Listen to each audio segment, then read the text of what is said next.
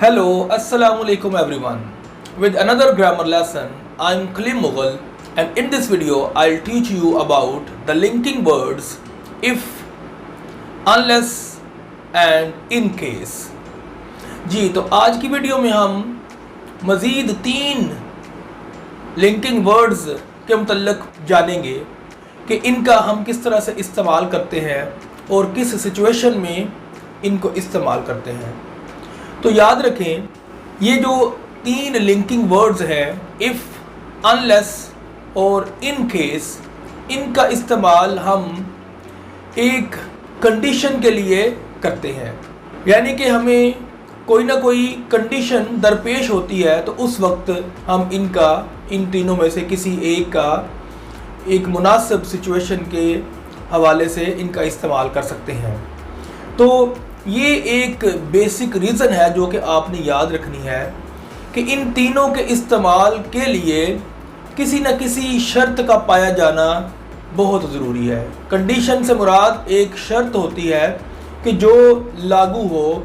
इसके बाद हम जब इनका इस्तेमाल करते हैं तो एक और इम्पॉर्टेंट एस्पेक्ट आपने याद रखना है कि इनके इस्तेमाल के दौरान ये जो तीनों लिंकिंग वर्ड्स हैं इफ़, अनलेस और इन केस, इनके बाद में हम फ्यूचर में होने वाले किसी काम के हवाले से प्रेजेंट सिंपल का इस्तेमाल करते हैं। तो ये आपने 2 इम्पॉर्टेंट एस्पेक्ट्स इनके हवाले से याद रखने हैं कि इन तीनों लिंकिंग वर्ड्स इफ़, अनलेस और इन केस का इस्तेमाल हम किसी कंडीशन के साथ करते हैं, यानी कि किसी शर्त के साथ करते हैं। और जब हम इनका इस्तेमाल करते हैं तो उस वक्त हम इन तीनों के बाद में एक फ्यूचर टाइम का हवाला देने के लिए हम प्रेजेंट सिंपल या प्रेजेंट इंडेफिनिट को इस्तेमाल करते हैं। तो अब हम इनको कुछ एग्जांपल्स की मदद से डिस्कस कर लेते हैं कि हमने इफ़ का इस्तेमाल किस कंडीशन के लिए करना है और अनलेस का इस्तेमाल कहाँ पर हमने करना है और इसी तरह से इन केस का इस्तेमाल हमने कब और कैसे करना है। तो आए अब हम इनको देखते हैं। तो यहाँ पर देखें, सबसे पहले if, we use if for something that might happen, यानी कि ऐसी किसी चीज़ के लिए हम इसको इस्तेमाल करेंगे जो कि हो सकती हो। माइट हैपन मतलब हो सकती हो, यानी कि उसका होना मुमकिन हो। तो उस वक्त हम इसको इस्तेमाल करते हैं इफ़ का। मसलन एग्जांपल देखें, Rabia might buy a diamond ring if she has money. तो यहाँ पर देखिए आप, ये इफ़ है, इसके बाद में हम, ये वो शर्त है मनी, यानी कि अगर ये जो चीज़ है ये पूरी होगी तो फिर वो डायमंड की रिंग को ख़रीद सकती है। तो इसमें आपने देखा कि अगर ये जो कंडीशन है ये पूरी हो जाए कि अगर उसके पास रकम हो तो फिर वो एक डायमंड की रिंग जो है वो ख़रीद सकती है। यानी कि वो सिचुएशन जो है वो पॉसिबल हो सकती है बशर्ते के उसके पास अगर रकम हो। तो नेक्स्ट आगे बढ़ते हैं।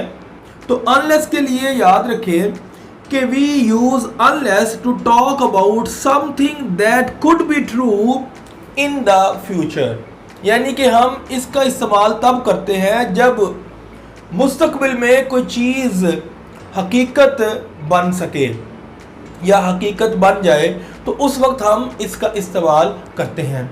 तो इसके लिए हम एग्जाम्पल देखते हैं ताकि हम इस एग्जाम्पल के थ्रू इस कॉन्सेप्ट को समझ सकें। I can't read a paper clearly unless I wear spectacles. तो यहाँ पर आपने देखा कि ये जो सिचुएशन है, can't read a paper clearly, कि मैं साफ साफ न्यूज़पेपर को नहीं पढ़ सकता अनलेस, जब तक के, एक तो इसका मतलब आपने याद रखना है जब तक के, आई वेयर स्पेक्टेकल्स, में जो अपने अदसे हैं वो न पहन लूँ। तो लिहाजा ये एक तो यहाँ पर आपने ये भी बात याद रखनी है कि अनलेस की नेगेटिव सेंस कन्वे करता है अपने मतलब में। तो अनलेस के बाद हम इस तरह से नहीं कह सकते unless I don't wear spectacles. अगर हम इस तरह से बोलेंगे तो वो भी एक गलत सेंटेंस हो जाएगा। तो लिहाजा अनलेस के बाद में नेगेटिव इस्तेमाल करने की ज़रूरत नहीं होती। ये डेफिनेटली ये काम स्पेक्टेकल्स वाला फ्यूचर में होना है, यानी कि जब वो अखबार पकड़ेगा तो वो अद से पहनेगा तो फिर वो उनको पढ़ सकेगा। तो लिहाजा यहाँ पर आपने ये देखना है कि ये जो चीज़ है ये अगर सच साबित होगी, यानी कि वो अद से पहनेगा तो तब ही वो अखबार को पढ़ सकेगा साफ साफ। तो नेक्स्ट हम आगे जो हमारा नेक्स्ट लिंकिंग वर्ड है इन केस, इसके हवाले से अब हम देख लेते हैं कि इसका इस्तेमाल हमने किस कंडीशन के अंदर करना है। तो ये याद रखें, we use in case for a possible problem later on. Later on से भी मुराद वही फ्यूचर है कि फ्यूचर में होने वाली कोई जो प्रॉब्लम है, कोई जो मसला है, उसके हवाले से हम इन केस का इस्तेमाल करते हैं। मसलन take some food with you in case you get hungry. तो यहाँ पर आप देखें कि ये इन केस जो है इसके बाद हम दोबारा वंस अगेन एक तो प्रेजेंट सिंपल टेंस का इस्तेमाल कर रहे हैं, और ये जो प्रॉब्लम है गेट हंग्री होने वाली, इसके हवाले से हमने इन केस इस्तेमाल किया।